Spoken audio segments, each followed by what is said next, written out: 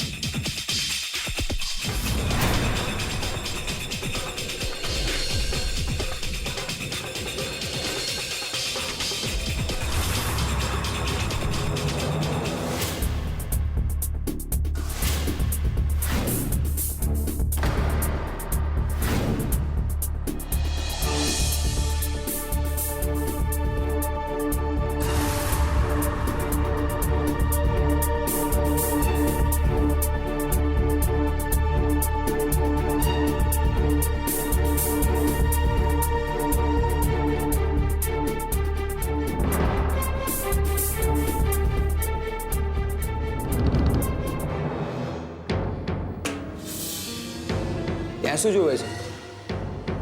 એ જ કે આ જોબ હું થાકતી જ નથી. જો 1 મિનિટ માટે એની પ્રેક્ટિસ છોડે ને તો જાણે કે એમ કે એની જિંદગી હરામ છે. ને પ્રેક્ટિસ નહીં, ગાંડપણ કહેવાય. તો એ તો સાચું જ છે ને, પ્રેક્ટિસથી પરફેક્ટ થવાય. તો તને એની પ્રેક્ટિસથી પ્રોબ્લેમ છે એમ ને? હમણાં બંધ કરાવી દે, 1 મિનિટ.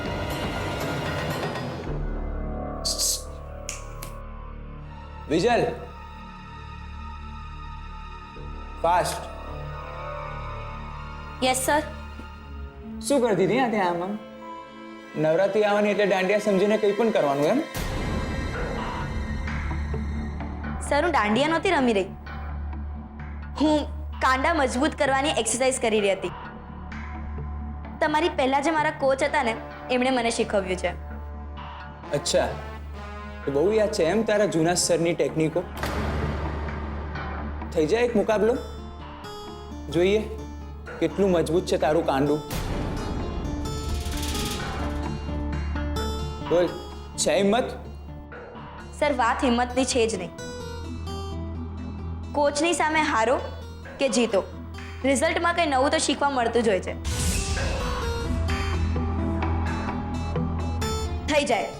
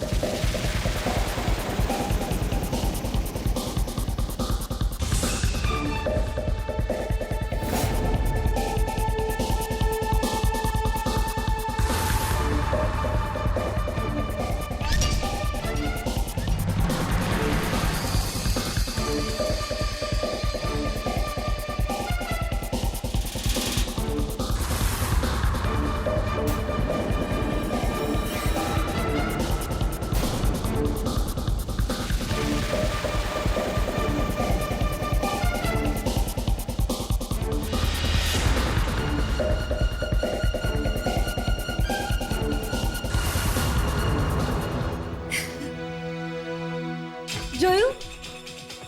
જોગ હું કયા કોચ બેસ્ટ છે? It's okay Swati. વિજલ, તે ખૂબ જ ઘણી સારી ફાઇટ આપી છે થેન્ક યુ સર. ને રોજના 6 ઈંડા ખાતી થઈ જા.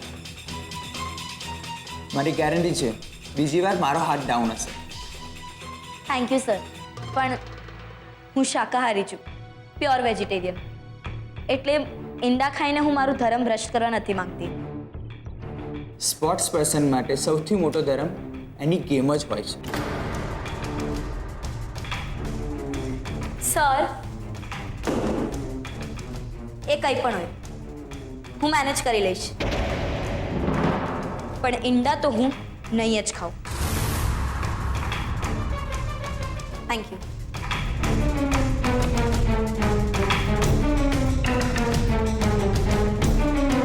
જોયું સર, કેવી રીતે તમને સામે જવાબ આપીને નીકળી ગઈ. જોયું, પણ કદાચ તે નથી જોયું. એનો જે કોન્ફિડન્સ છે ને, એનાથી એ તારા કરતાં ક્યાંય આગળ નીકળી જશે. સર, એવું નહીં બોલો. અને આમે ઇન્ટર સ્ટેટ ટુર્નામેન્ટમાં તો હું જ જઈશ.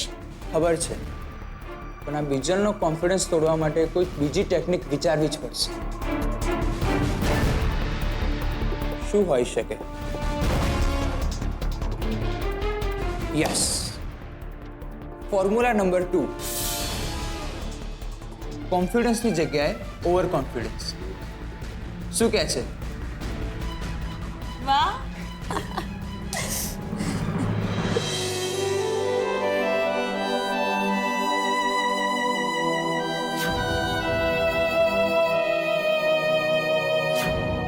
ઓ માડી. ઓ બા.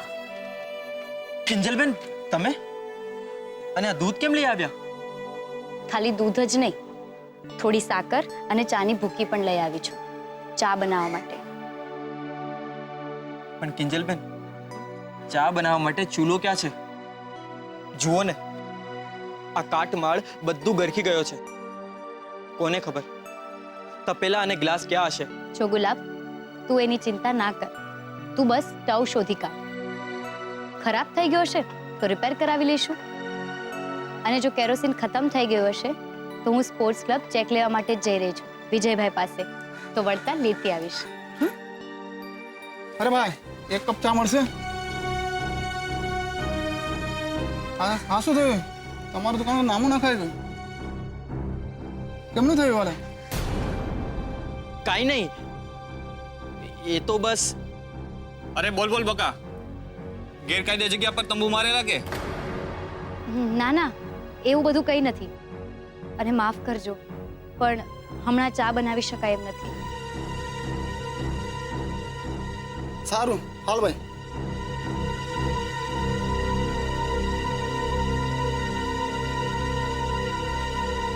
શું કિંજલબેન, તમે એમને જવાબ કેમ ના આપ્યો? કે બધું કાયદેસરનું સીધે સીધું જ છે. બસ હમણાં આપણા નસીબ થોડા વાંકા ચાલી રહ્યા છે. જવા દે ને ગુલાબ, એ લોકોને જવાબ આપીને શો ફરક પડવાનો છે? ગ્રાહકને ગ્રાહકની જેમ જ લેવાના હોય. વાર્તા માંડીને બેસીએ ને તો તકલીફનો ક્યારેય અંત ના આવે. કિંજલ બેટા, સાવ સાચી વાત કહી તે. આ તકલીફનો જલ્દી કઈ મેળ પડે એમ લાગતું નથી.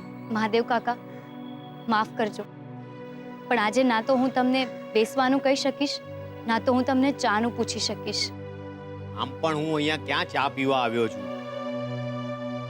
હું તો હાથ જોડીને કહેવા આવ્યો છું કે માફ કરજો, મદદ કરવામાં હું મોડો પડ્યો. નાના કાકા, એવું ના બોલો. આજે અમારી દુકાનમાં જે કંઈ પણ બચાવી શકાયું છે ને, એ તમારા પ્રયાસોને કારણે જ બચાવી શકાયું છે. એટલે પ્લીઝ તમે આમ મન ખાટું ના કરો. તોય મને લાગે છે કે આપણે એકવાર રમેશભાઈને મળી લઈએ. આ મામલે એ આપણને સાચી સલાહ આપશે. રમેશભાઈને? પણ એ અમને મદદ શું કામ કરે કાકા? ને જો એમને અમને મદદ કરવી જ હોત તો એમને આમ જાણી જોઈને રજા ના લીધી હોત. બરાબર છે, બરાબર છે, પણ હું રમેશભાઈને જ્યાં સુધી ઓળખું છું ને, એ એવા નથી. એમને સાચે જ કોઈ અર્જન્ટ કામ આવી ગયું હશે. એકવાર મળવામાં શું જાય છે? આપણે એમને એકવાર મળી લઈએ. અને આમ પણ જે નુકસાન થવાનું હતું એ તો થઈ જ ગયું છે. હવે આપણે એ જોવાનું છે કે આ નુકસાનની રિકવરી કેવી રીતે થાય. કિંજલબેન, મહાદેવ કાકાની વાત તો સાચી છે. એકવાર મળવામાં શું જાય છે? ઠીક છે, તો ક્યારે મળવાનું રાખવાનું છે? સાંજે 6 ની આસપાસ રાખીએ. ઓફિસ છૂટવાના સમયે જોઈએ.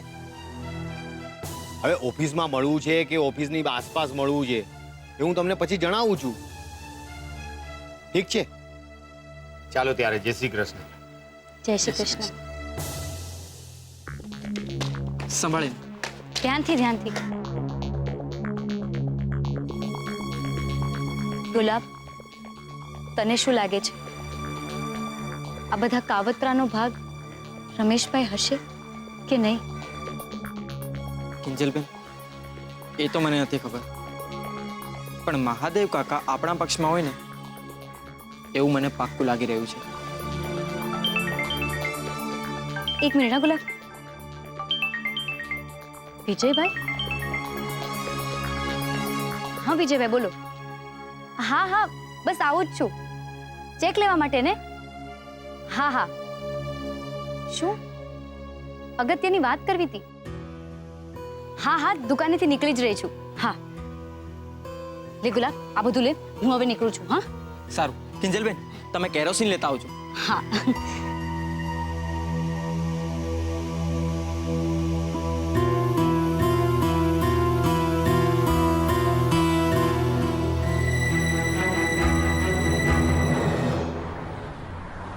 વાત એ નથી કિંજલ કે તમારું કામ સારું છે કે ખરાબ છે. વાત એ છે કે અમારી સ્પોર્ટ્સ ક્લબમાં તમારી ચાનું સપ્લાય રેગ્યુલર નથી. જુઓ, મને એ વાતનું દુઃખ છે, પણ તમને તો ખબર જ હશે ને. ને તમને જ શું કામ, આખા તાપીનગરને ખબર છે કે સુશાંતે મારી સાથે શું કરેલું. પણ હા, તમે ચિંતા ના કરો.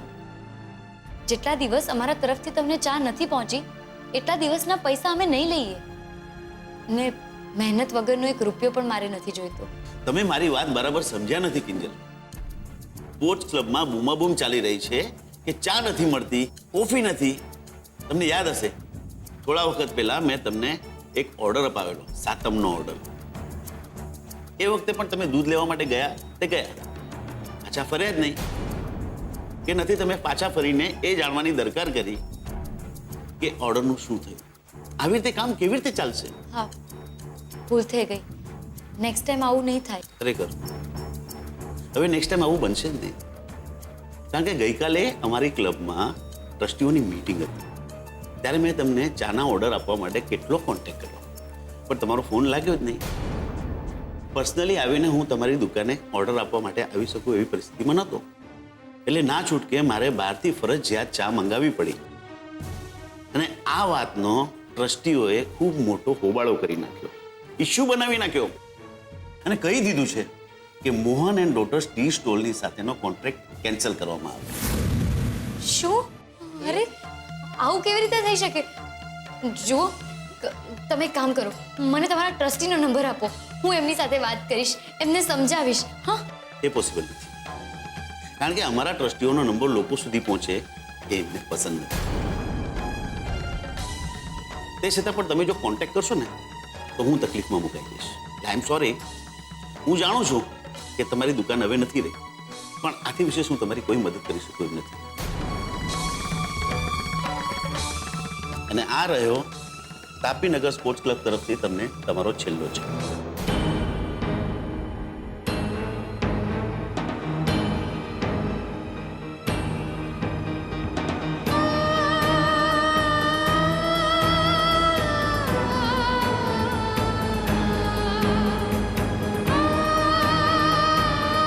થેન્ક્સ.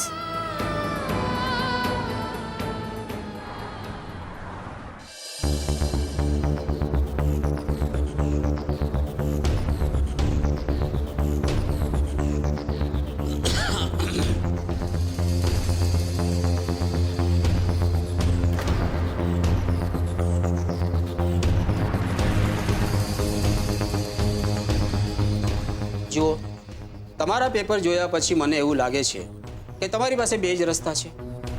પેલો, જે પણ થયું છે બધું જ ભૂલી જાઓ, ટી સ્ટોલ અને બધું જ. અને બીજો, કાયદાનો દરવાજો ખખડાવો. વિચાર તો અમારો પણ એ જ છે, ને મારા પપ્પાનું પણ એ જ માનવું છે કે અન્યાયની સામે નમવું નથી. પણ સૌથી પહેલા મારે એ જાણવું છે કે જો બધા પેપર્સ લીગલ હતા તો પછી આ નોટિસ બહાર પડી કેવી રીતે? જુઓ બેન, હું તમારાથી કોઈ પણ વાત છુપાવવા માંગતો નથી. આ જે પણ થયું છે એ આપણે રોકી શક્યા હોત, પણ શું થયું કે સોમવારે મારે એક પર્સનલ કામ હતું જેના કારણે તમારું કામ થોડુંક ડિલે થઈ ગયું. અને હવે આ કેસ મારા હાથમાં રહ્યો નથી. શું? હવે આ કેસ હિતેનભાઈના હાથમાં છે.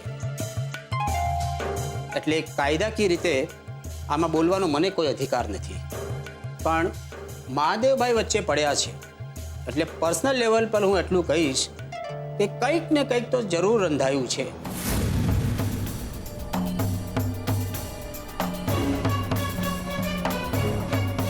શું રંધાયું છે સાહેબ?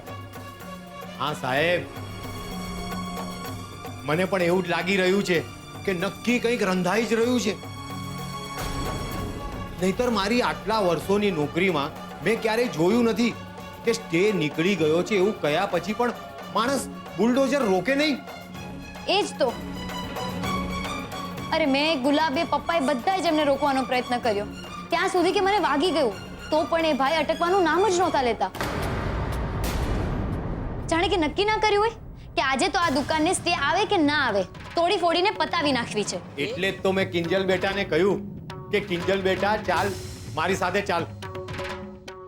તમારા કાને વાત નાખી જોઈએ. કદાચ તમે કહી શકો કે આ બધું કાયદેસરનું થયું છે કે કાયદાની આડમાં કંઈક કાવતરું ઘડાયું છે. વેલ, હું આ ઓફિસની ખુરશી પર બેઠો છું એટલે મને અમુક મર્યાદાઓ નડે છે. તેથી હું તમને કહીશ કે તમે એક સારો વકીલ કરી લો જેથી કોર્ટમાં તમને ન્યાય મળે. તો શું સાહેબ, કેસ લડવાથી ન્યાય અને જીત બંને મળી જશે? ફરી એકવાર હું તમને મફતમાં જવાબ આપીશ. શું છે કે અમારી ત્યાં એક નવા ડીપી આવ્યા છે એટલે ઓફિસના અમુક કાયદા કાનૂનમાં ઘણા બધા ફેરફાર થયા છે.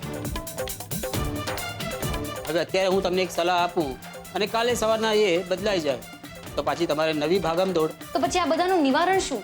એના માટે પણ બે રસ્તા છે. કોઈ સારો વકીલ કરો. છે કોઈ વકીલ તમારી નજરમાં? હા, આ સ્ટે માટે હતા ને, ભાર્ગવ અંતાણી. ભાર્ગવભાઈ. પણ બેન, તમને ખબર ન હોય તો કહી દઉં કે એમની સ્ટે માટેની ફીસ અને કેસ લડવા માટેની ફીસમાં જમીન આસમાનનો ફરક છે. લગભગ કેટલી ફીસ હોય છે? એક હિયરિંગના 50,000 તો ખરા. મારી સલાહ માનો તો આ ચા બા બધું જ ભૂલી જાઓ. આ બધું બહુ લાંબુ ચાલવાનું છે. ક્યાંક એવું ન બને કે દુકાનના ચક્કરમાં જમીનથી પણ હાથ ધોવા પડે.